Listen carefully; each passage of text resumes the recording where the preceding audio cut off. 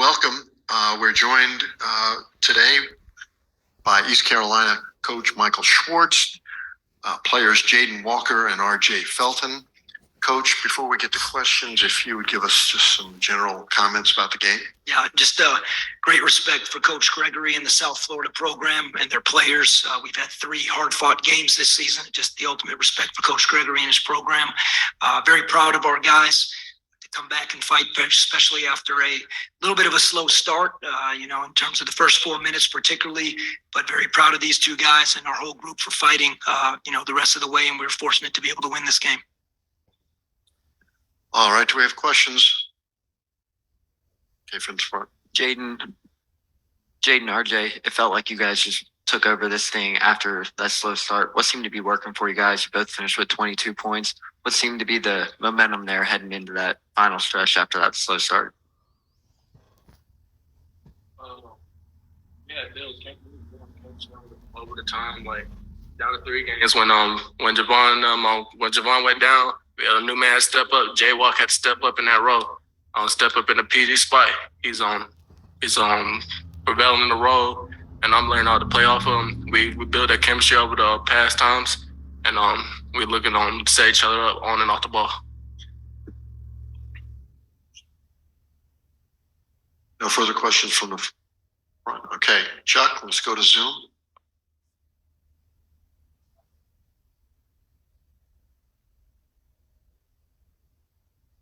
Hey, on the Zoom, we can start with Patrick Mason from the Daily Reflector, please.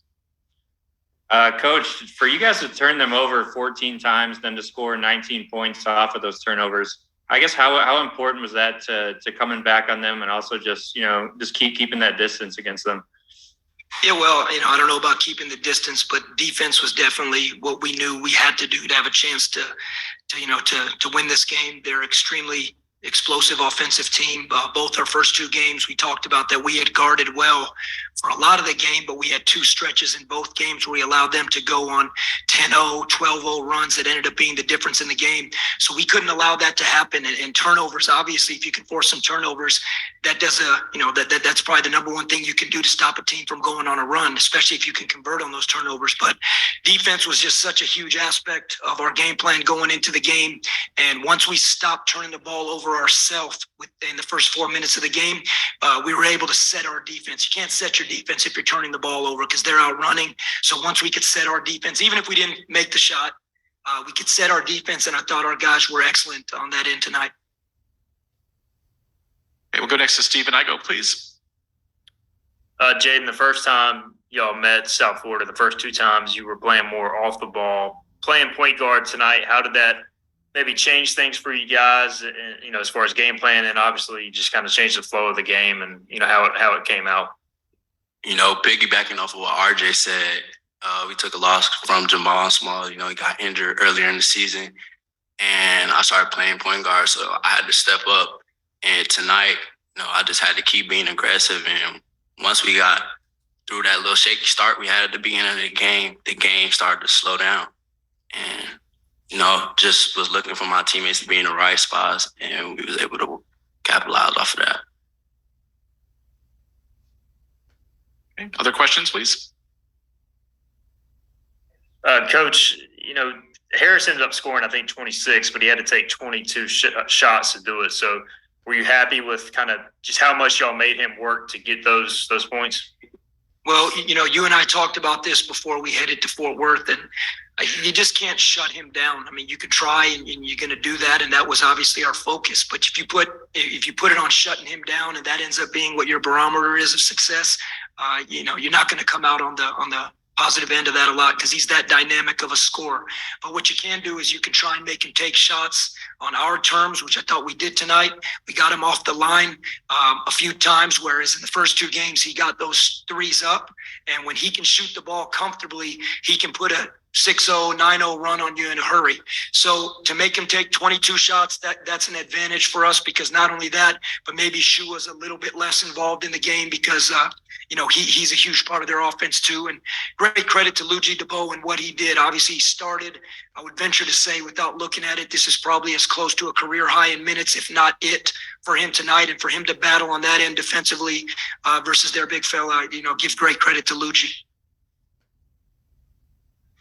Coach, how important was the perimeter game for you guys, just even offensively? I know Dave hit three pointers in the first half, and then obviously RJ hit 4 more in the second half. Just, I'm sure spacing the floor wise, but how important was that for you guys offensively?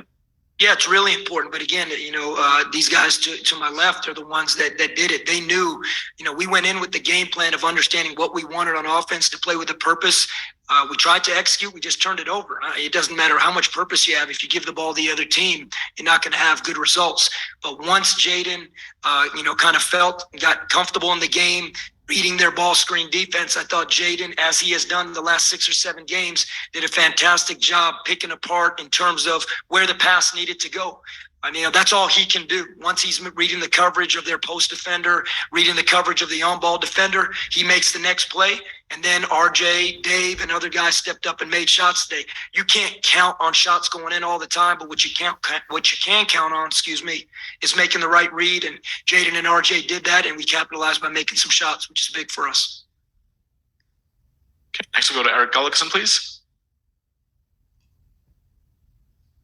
Hey guys, congratulations. You got a big test on board tomorrow against Houston, team you guys just saw very recently, just a couple weekends ago. What can you guys kind of take out of that game and seeing them in person to help you get ready for tomorrow? Any of the players. Playing against Houston the first time, it was more of a learning experience than anything. They had beat us on the glass a lot. We had to focus on rebound and learn matching up to the physicality to them. Yes, they're the number 1 team. Kudos, and I'll give respect to them. But I just feel like we just got to match their energy as we play against them.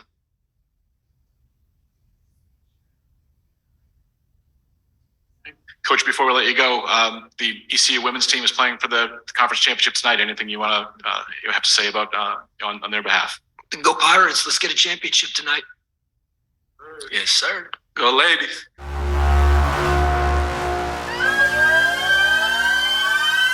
ECU, we see you. This should be played at high volume. ECU, we see you.